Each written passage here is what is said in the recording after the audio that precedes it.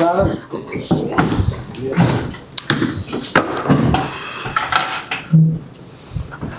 That's a good level. 4. Pass the forks. That left, the left was in school, no? Smile and Level is cool, yeah. Okay, whatever. How do you say fork? 4. Anybody had big Yiddish? Behind you. A guppel. I Guppel. say 14 How do you say Yiddish? Yiddish. Guppel. Guppel. Guppel? Guppel. A couple level, yeah. Is it good? I'm trying. I think so. I don't want to bring up my breakfast, that's all. Then it's not literally like plus of a challah, no? How long has it been? Good? Is it good or no? Taste the meat, I want to know if it's good. It's good. You're Ramadan. Breeze hazaka, no? Is it good? Good. No, I'm very sensitive to it. It's my wife's fault. You eat 3 cooked meals a day, every day, freshly cooked meals, you can't eat that anymore. I would try one first. Try one of these first, yeah? Yeah. Okay.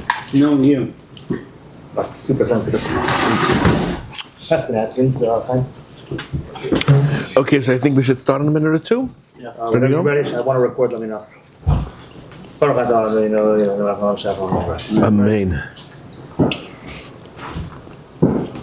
Hello. A little old, but I hear you.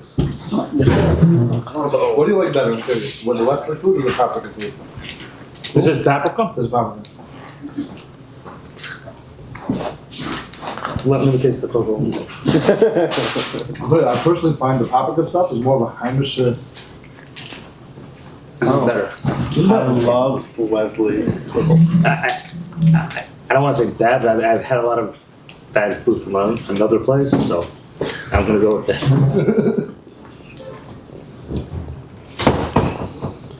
There's more meat in the whole. Yeah, that too. And It's more of a Heimische food also. as I've well. also found like weird pieces of meat in my cocoa. Makes you wonder where it came from. Okay, so Okay. come, let's go. Yeah, you ready? So, I mean, the topic du jour Thank you. is Mei Mariva. It's such a difficult story. Moshe Rabbeinu is being punished, so he must have done something wrong. But I mean, the punishment is huge. Right? He can't lead Klal Yisrael into Eretz Yisrael. It's a punishment for him, but in a certain sense, it's also punishment for Klal Yisrael because they lose that Moshe Rabbeinu's leadership. What did he do wrong? I mean, what is the big chet? So I think we're raised with Rashi, but you really have to sort of try to wrap your head around what Rashi seems to be saying. Rashi, as you know, as we're taught Rashi, is that Hakadosh Baruch Hu told Moshe to speak to the rock rather than hit the rock, right? And this is the approach that we get with our kids. Hakadosh Baruch Hu designated a certain rock. Moshe Rabbeinu spoke to the rock hid, so Moshe Rabbeinu struck the rock because the rock was hiding, and then eventually the water came. So what? Hakadosh Baruch Hu was trying to trick Moshe Rabbeinu. Moshe Rabbeinu is dafka doing what Hakadosh Baruch Hu doesn't tell him to do. Like, what exactly is going on here? Hakadosh Baruch Hu is trying to catch Moshe Rabbeinu. Like, why is Hakadosh Baruch Hu, if Hakadosh Baruch Hu wants Moshe to speak to the rock, then let the rock be spoken to? But why have a situation where the rock hides and Moshe Rabbeinu can't find it? Come with me, and I thought come with the Makaris. Come with me to source 6, middle of it's Rashi's, all right? Okay. So come to the source 6 pamayim, Levisha Scheiner, 3 lines in. There was no water that came out, just a little bit. They spoke to another rock, and then there's a message that says because the rock went and hit itself. What exactly is going on here? So what's pshat? So let me offer a little bit of a perspective here. Why really did Moshe hit the rock? HaKadosh Baruch Hu told Moshe Rabbeinu, speak to the rock. Why in the world did Moshe hit the rock when HaKadosh Baruch Hu told him to speak to the rock? Even if, he tried speaking. If it didn't work, why hit the rock? Why did Moshe Rabbeinu do that? It's a different generation. So what are you saying? Moshe Rabbeinu is from a different generation. What is the different generation? Moshe Rabbeinu took Klal Yisrael out of Mitzrayim. And that was the first group of people that left Mitzrayim. Now it's 40 years later. It's not a group of people who are taken out of Mitzrayim. It's their children and grandchildren. And they're not used to miracles. But what type of miracles aren't they used to? What was going on? What was it like initially? When Moshe Rabbeinu took Klal Yisrael out of Mitzrayim, what did he always use? So come with me, and I want to look at some Makaris together. A little bit further on. HaKadosh Baruch Hu told Moshe Rabbeinu, Kach esamata, take the stick. Now, you got to ask yourself, if HaKadosh Baruch Hu wanted Moshe Rabbeinu to speak to the rock rather than hit the rock, why did he tell Moshe Rabbeinu to take a stick? And it's not just take a stick. It's look at 13, the Rashbam. Does the pasuk say kach mata, or does the pasuk say kach is hamata? HaKadosh Baruch Hu is telling Moshe Rabbeinu, take the stick. Why the stick? So that's very confusing to Moshe Rabbeinu. He's expected to speak, then why is he taking a stick? And he's not just taking a stick, he's taking the stick. Look at the Rashbam. Kachasamata, take the stick, milafnei ha'edus. This is the famous stick. Which stick is this? This is the stick that Moshe Rabbeinu used in Mitzrayim to bring the makos. This is the stick that Moshe Rabbeinu used for Kriyas Yamsuf. This is a powerful stick. And always, Moshe Rabbeinu has a stick that might have gone back to Yaakov Avinu. So come look at me, look at source 14. Take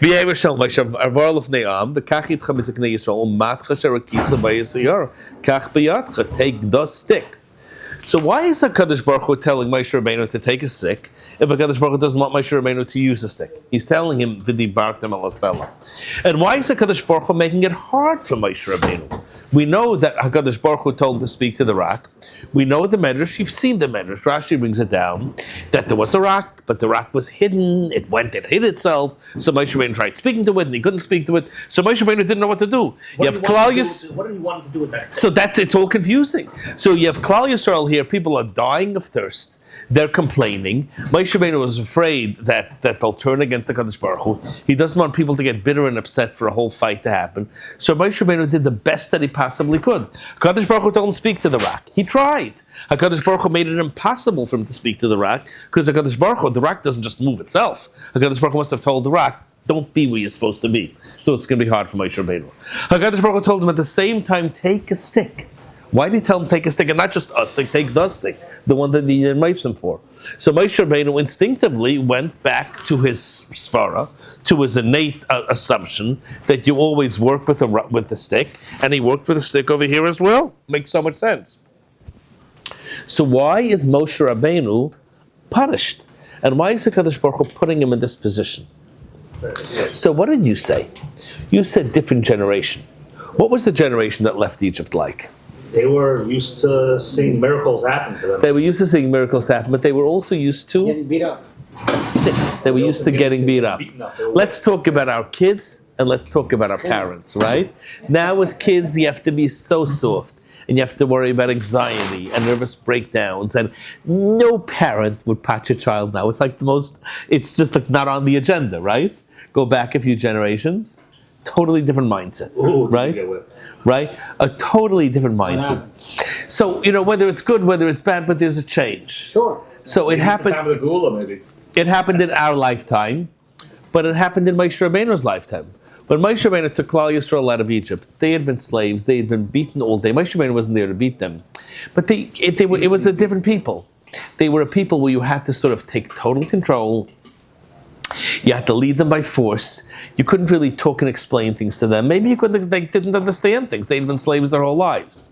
But it's 40 years later, and it's a different generation. Is Moshe Rabbeinu the right leader for this generation? He's Moshe Rabbeinu, who's the greatest person who ever lived. But you can be the greatest person who ever lived, but you might not be the right person for this generation. What's the big difference between Moshe Rabbeinu and Yehoshua? What does HaKadosh Baruch Hu always tell Yehoshua? What does Moshe Rabbeinu tell Yehoshua? What's the famous phrase that comes up again and again in the Torah and in Yehoshua? What's the phrase? Chazak ve'amatz, be strong. Yehoshua is very soft. Yehoshua follows Moshe Rabbeinu. Moshe Rabbeinu looks like the sun. Yehoshua Rabbeinu looks like the moon. Yehoshua does not assert himself. Very low-key, he doesn't force himself on people. Talks to people slowly, talks things through. Maybe it's not so good in a way, because if you really want to accomplish, you need strong leadership. But maybe it's very good in a way, because when people are very soft, you need to be soft. Moshe Rabbeinu took a strong approach to leadership. Yehoshua took a soft approach to leadership. Moshe Rabbeinu was the great Moshe Rabbeinu. Yehoshua was the great Yehoshua. It's not that one was good and one was bad. They were both great, but they had different approaches. Moshe Rabbeinu's approach was an excellent approach, but it was an excellent approach for which generation? For the generation that left Mitzrayim. But for their children or grandchildren, maybe it wasn't the right approach. HaKadosh Baruch Hu was about to tell Moshe Rabbeinu, you can't be the one to take Klal Yisrael to Eretz Yisrael. Why can't Moshe Rabbeinu be the one to take Klal Yisrael to Eretz Yisrael? Moshe Rabbeinu wasn't qualified. Moshe Rabbeinu wasn't brilliant. He's not a tzaddik. He's not an onav. He's not a chassid. He's Moshe Rabbeinu. But it still has to be the right approach, right? Two people date. He might be wonderful. She might be wonderful, but they're not compatible. Right? Moshe Rabbeinu was very strong, used to leading people in a very strong way. This new generation is soft. HaKadosh Baruch Hu wants to tell Moshe Rabbeinu, you can't take Klal Yisrael into Eretz Yisrael, because if you take them into Eretz Yisrael, you're going to be the leader. And you can't retire, because if you're there, Yehoshua won't be able to lead. It's not going to work. You have to die, because you can't lead them. But Moshe Rabbeinu is trying to understand, why can't I lead them? I took them out of Mitzrayim, I brought them Makos, I protected them, I fought for them, I did so many things for them. What does HaKadosh Baruch Hu do? HaKadosh Baruch Hu creates a test where the true Moshe Rabbeinu comes out. How do you know what a true person is like? I have one daughter, she married a very wonderful boy. But I remember when she was dating, you worry more about your daughters than your sons. I don't know what stage you're all at. But you want to see the true person, and you really don't see a true person on a date. And what do you see on a date? You don't really see the true person. Yeah. What? But if there's a flat tire, or if there's an accident, or if there's a break-in, a stressful situation, then you see the true person. Now, it's how do you arrange something like this should happen on a date? I guess you could pay somebody to sort of slash the tires. Maybe it's not a bad idea, but the way to see the true person on a date is to have a crisis. What? HaKadosh Baruch Hu was telling Moshe Rabbeinu, you're the biggest tzaddik who ever lived. You're Anav Mikol Adam. You went up to Shemayim and you were with HaKadosh Baruch Hu for 40 days. You saw things, you did things that no one else could do, and you were Meiser Nefesh for Klal Yisrael in the way that no one else was Meiser Nefesh. And you were the right leader for that generation. But it's a different generation, and you're not going to be the right leader. And it's not going to be good for them. They're going to have a leader who doesn't match. And you can't go in and have Yehoshua lead, have your Talmud lead. He's not going to be able to lead. People will always turn to Moshe Rabbeinu. You're going to have to die. But HaKadosh Baruch Hu doesn't want Moshe Rabbeinu to die and to feel bad, to feel that he's been rejected. So HaKadosh Baruch Hu wants to show Moshe Rabbeinu that you're not the right person anymore. How does HaKadosh Baruch Hu show Moshe Rabbeinu? Hitting rock. He shows him his true nature. How does HaKadosh Baruch Hu make that nature come out? HaKadosh Baruch Hu puts him in a dilemma where he tells him something confusing. Speak to the rock, but carry a stick. Of course, Moshe Rabbeinu listens to HaKadosh Baruch Hu, right? HaKadosh Baruch Hu says, Dibartem elasel, he speaks to the rock. But he knows that HaKadosh Baruch Hu also tells him to take a stick. To do what with it? He doesn't know. But he knows that as soon as he tries speaking to the rock, it doesn't work. So what does Moshe Rabbeinu do? He hits it. He hits it. Why does he hit it? Because he's used to hitting it. Because when he left Mitzrayim, in Mitzrayim, he used the stick for the Makos. At Kriyas Yamsuf, he used the stick for Kriyas Yamsuf. He's used to using a stick, because that's what he's accustomed to doing. So here he doesn't know what to do, so he uses the stick. What is HaKadosh Baruch Hu showing him? When you're in a situation, when there's a crisis, when someone's tires are slashed, when there's a breakdown, when things fall apart, your true nature will come out. And what is your true nature? Is your true nature speaking, or is your true nature using a stick? What is your true nature? Using a stick. Because you used it effectively at Yamsuf, used it effectively in Mitzrayim, you used it again and again, and you were used to people who need a tough, strong, defined, absolute leadership. Not people who need soft, negotiating type of leadership. And HaKadosh Baruch Hu tells him, I know that when they come to Israel, there are going to be crises, and there are going to be confusions, and there are going to be mix-ups. And you're going to have to step in all the time, last minute, and figure out what to do. And when you step in last minute and you figure out what to do, your real nature comes out. what nature is going to come out? A nature of stick or a nature of speaking? What nature will come out? The nature of the... And it's not a bad thing, but it's not the right approach for this people. So why did HaKadosh Baruch Hu... What? It was a way of showing Moshe Rabbeinu who he really is. What would have happened? It's not that Moshe Rabbeinu failed anything. HaKadosh Baruch Hu told Moshe Rabbeinu, this is who you are. You're not bad because of it. You didn't fail a test. It's such a... to lose the right to go to Israel because of... You're told to speak to a stick, but then the rock hides, and a stick is put in your hand. What in the world should you have done? Why are you being blamed? HaKadosh Baruch Hu wasn't blaming him. HaKadosh Baruch Hu wants him to realize who he really is. But how does he realize this? By creating a situation where the true Moshe Rabbeinu comes out. But how do you have the true Moshe Rabbeinu come out? By... How do you have the true Moshe Rabbeinu come out? By creating a situation where he doesn't know what to do. When he doesn't want to know what to do, and speaking isn't working, and he uses the stick, HaKadosh Baruch Hu shows Moshe Rabbeinu that, you're made a certain way. HaKadosh Baruch Hu knew he would use the stick. HaKadosh Baruch Hu knew for sure, because HaKadosh Baruch Hu knows the way a person is made. It wasn't a punishment. It's like you're going on a date, and after 4 dates, you break up. Not you're being punished. She's not being punished. You're not compatible. HaKadosh Baruch Hu is saying you're not compatible anymore. You're not the right person to lead. And I want you to realize, I don't want you to be broken. I don't want you to be hurt. I don't want you to think that you did something wrong. You're just not the right leader. And here I'm showing you. How am I showing you? By creating a situation that isn't your Avera. HaKadosh Baruch Hu tricked him, right? He would have wanted to use... He said he wasn't punished, but he couldn't go into Israel. That's not a punishment. He just can't lead them. Not everything in life is a punishment. On a date, again, if a girl breaks up with a guy after 4 dates, is it a punishment? Or is she saying we're just not compatible? How is punishment not being able to go into Israel not a punishment? Is it really a punishment? Did he do what did he do wrong? He knows that this nation was going to Israel, right? And he people leading them can go in.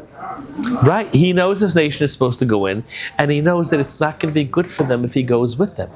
And now he understands that it wouldn't be good for them, and if it's not good for them, it's not good for him, because Moshe Rabbeinu wants what's good for Israel.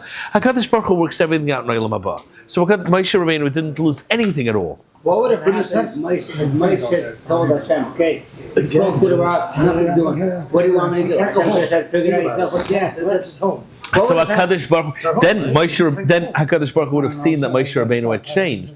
But HaKadosh Baruch Hu knew what Moshe Rabbeinu would do. Just the way, who in your life do you know the best? He accepted, but still punishment. Tell me. Probably the people you work with 24/7. Right? You know them the best, right? And sometimes you know the way a person's going to react, right? Right? Yeah. So HaKadosh Baruch Hu knew Moshe Rabbeinu. He knew the way Moshe Rabbeinu reacted. So it's... What is that? Right? Somewhere around the corner, but he just made a pass. His son-in-law went to Israel. He can't go back there right now. Why? Because he had to leave early because he got a letter from about the draft. He can't go back now. Goes back, he'll be arrested, right? He can't go home. He can't go home. That's his home. That's our home. But it's not, because HaKadosh Baruch Hu, Moshe Rabbeinu's home is where HaKadosh Baruch Hu wants him to be. Right?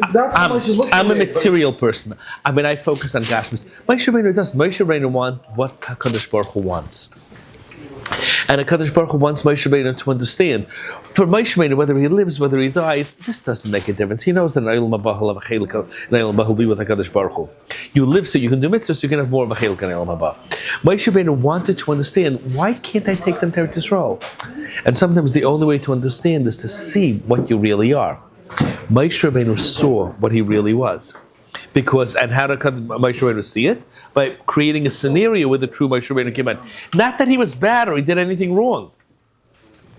This way, it's not an Avera. This way, it's sort of a statement that Moshe Rabbeinu, this is not something you can do. It's a very simple approach, and I think it's what Rashi really says. Otherwise, how do you make heads and tails out of this? And how do you explain this? We were brought up honestly. There's no heads and tails. So is it fair? So the rock hides, and Moshe Rabbeinu hits the wrong rock.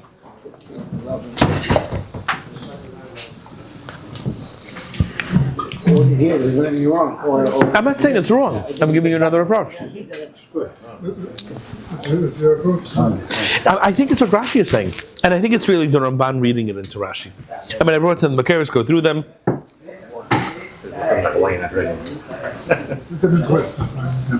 Worried about you.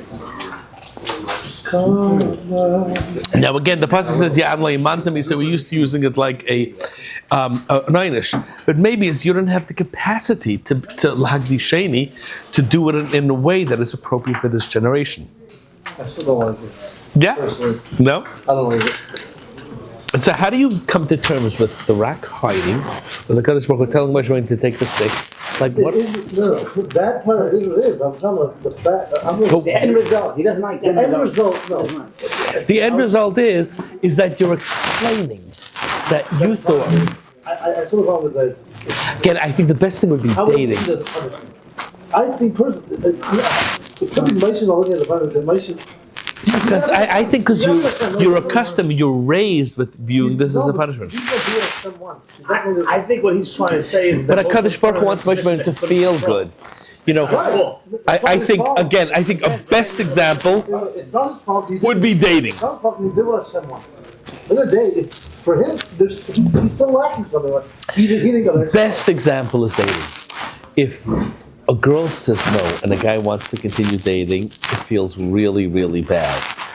But if, he understands that they're just not compatible, somehow, it's just not, we're not compatible, then it's just much, much easier. I had a friend who went on many dates, and he thought the girls, and he was at the time in his life, it was very hard for him to get up the shopping. So he would daven on, and she wanted a person that's going to, and so She wanted a person that's going to? daven with a million chocolate. Right. So I think after 6, 7, whatever, she called it off.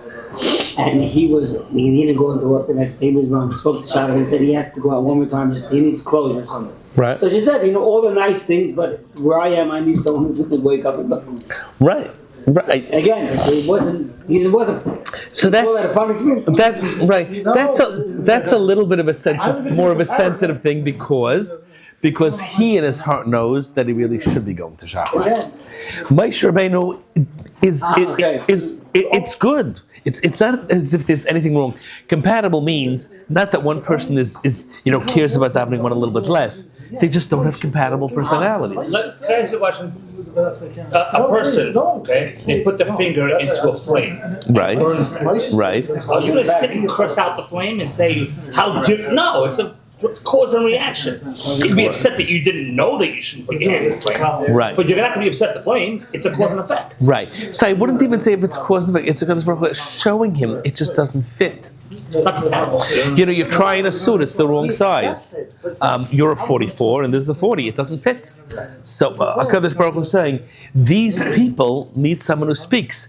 Of course you can. Moshe Rabbeinu can do anything. He's Moshe Rabbeinu. But at the end of the day, if a person has a certain approach that he's accustomed to doing, that's what he'll normally fall back on. Moshe Rabbeinu will normally fall back on this approach. How do we know this? Because he did. Okay. But what happened kind of proves the opposite of what you're saying. Why? I kind of think that he had both ways of working. He was a man, Moshe Rabbeinu was a man who knew how to deal with every different situation. But he still had... Hold on a second. He spoke to the rock. The rock didn't listen. So now he's like, okay, fine. Next step is Hashem gave me a mata. He told me to take a stick for a reason. So now I'm going to try the stick. I will say, He had different ways But of Yehoshua wouldn't have done that. Yehoshua would have spoken to the rock, and if it didn't work, he would have gone back to Hashem for clarity, or he would have spoken to maybe another rock. Yehoshua would have been more reluctant to go to the stick because he wasn't accustomed to doing it. So not that Moshe Rabbeinu was chas v'shalom any less than Yehoshua, but Moshe Rabbeinu had an approach that worked so effectively, so he went back to that. Yehoshua never had that approach. So what HaKadosh Baruch Hu was saying is that you're the greatest person who ever lived, but you're still a person. And when you're a person, when you're accustomed to taking a certain approach, that's the approach you're generally going to take. I like it because it's a completely different approach than I'm used to. And brought up. And it reads into Rashi and it reads into the Psukim. And Rashi says that Moshe Rabbeinu tried to speak to the rock, but it wasn't the right rak. Now it's Moshe Rabbeinu. He's going to speak to the wrong rak. So another Rashi that says the rak moved, right? I mean, the rak moved by itself. I mean, what is this? If the rak moved, Hakadosh Baruch Hu wanted it to move. So why did Hakadosh Baruch Hu want to trick him? And these are questions you have to ask. But if it's not about HaKadosh Baruch Hu tricking him, if it's about HaKadosh Baruch Hu showing him, HaKadosh Baruch Hu loves Moshe Rabbeinu, and he doesn't want Moshe Rabbeinu to be hurt. He doesn't want Moshe Rabbeinu to think that he's being rejected, or that he did Averos, or that he's not Roy Lakach. Saying, Moshe Rabbeinu, you are the most amazing. Moshe Rabbeinu, you're Anu Minkolada. Moshe Rabbeinu, you saw, your Nevu is Bespaklariam Ira. Moshe Rabbeinu, you're everything. You're more than anyone who ever existed. But at the end of the day, you're not the right leader for this generation.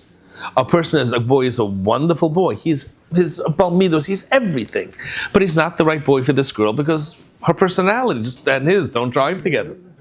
This generation needs a leader who is much more attuned to talking rather than hitting. Now you need strong leaders sometimes. They weren't ready for Moshe. Maybe It wasn't a chassan Moshe. no, it's not a chisaron. You make a very. Moshe doesn't have a chassan. It's the chassan of the people. I think you make an excellent point. There's no chisaron in Moshe Rabbeinu. Right? I think you're. I want to say the same thing you're saying, but Efsher was. I think the dog wasn't able to go into Eretz Yisrael with Moshe. Right. Right, I think it's further developing this idea. Yeah, yeah. Medrash that says that the first time when Moshe spoke to Rock, he was actually speaking to the wrong Rock. Right. But Moshe Rabbeinu just makes mistakes like that. He's Moshe Rabbeinu. Like we just talked to the wrong Rock, so why would Moshe Rabbeinu speak to the wrong Rock? I mean, just got confused. So now the question is which Rock did he hit? So there's a medrash that says the Rock moved. What the Rock? It was one Rock, and it moved to trick Moshe Rabbeinu. Like why would a Rock move? Kadosh Baruch Hu moved it. Again, whether it moved, whether it didn't move, it's just a statement that Kadosh Baruch Hu was telling. So that would be another approach. There's a Rambam who talks about that there was a little bit of kas. That's that generation. They were so like, what's going on? So we need water. We need it now. Right, but so Yehoshua was more patient than Moshe Rabbeinu. So. Right. You want to be careful because Moshe Rabbeinu was the great Moshe Rabbeinu. You want to. That's the Rambam. They pushed him to the point of he has to do it. So, right, and Yehoshua was more. Right. So I'm just saying this isn't a critique of Moshe Rabbeinu. That is a little bit of critique. That's the Rambam. But is there maybe possibly a factor that Moshe spoke to the Rock? Okay, whatever, he chose the wrong one, but the Rock didn't listen. Right. It's Pekuach Nefesh now. These people don't have water. They need something to drink. So you do what you have to do to give them water. But it's not hitting Iraq is not going to work if it's not what HaKadosh Baruch Hu wants, right? This is all miracles, right? But he tried what HaKadosh Baruch Hu told him to do. Right. So my supposition is though Yehoshua wouldn't have tried this because HaKadosh Baruch Hu didn't say hit, he wouldn't have hit. He would have gone back to HaKadosh Baruch Hu. All he's trying to show HaKadosh Baruch Hu, all HaKadosh Baruch Hu is trying to show him that you're accustomed to doing something. When you're accustomed to doing something, then you're in America, you're accustomed to driving on the right side of the road. So automatically, you get in a car, that's where you go, right? In England, you're accustomed to driving on the left, that's where you go. I guess if an English person is visiting here, you just sort of, in your mind, you switch it, you drive on the right. But you're accustomed to taking a certain approach. So Moshe Rabbeinu was accustomed to using a stick. But if Hashem didn't want him to take the stick, to use a stick, then why would he tell Moshe? That's exactly why HaKadosh Baruch Hu wanted to put him in a position where the true Moshe Rabbeinu comes out, so he sees that he's not the right person. HaKadosh Baruch Hu wanted to understand, rather than the girl just dumping the guy and saying, I don't want to marry you, the girl says, you're a great guy, but I'm not compatible. Look at my friendships, look at how I live my life, look at your friendships, look at you live life. We're not going to be a good couple. HaKadosh Baruch Hu is telling me that you're not the right leader for this generation. And I'm showing you, because look how you react. Yehoshua wouldn't have reacted this way. So not that you're bad. Not that you... So I want to ask you a question. Let's put Moshe Rabbeinu aside and talk about other people, all the other Jewish people. Does Hashem put a person in a position that he cannot? Does Hashem give a person a test that he cannot pass? Some tests are real tests. This might not have been a test. This might have been just a way of showing Moshe Rabbeinu who he is. It wasn't a test, according to this. I want to say the other way. I don't know if I can say that. It's chassan the people, not chassan Moshe. Yeah, I hear that. The leader stands behind the people. If the people stand in front of him, the leader stands behind him. As a kid wants to go swimming and the father won't go. It's not like you're not ready to go. Yeah, I think you're saying something excellent. I think it's another good point. I don't know, like, I just have a hard time saying that Moshe wasn't ready. I have a hard time saying I'm not saying it wasn't ready. I'm just saying Moshe was. right, even. I have a hard time It's not even right. It's just he would. Right. It's not right.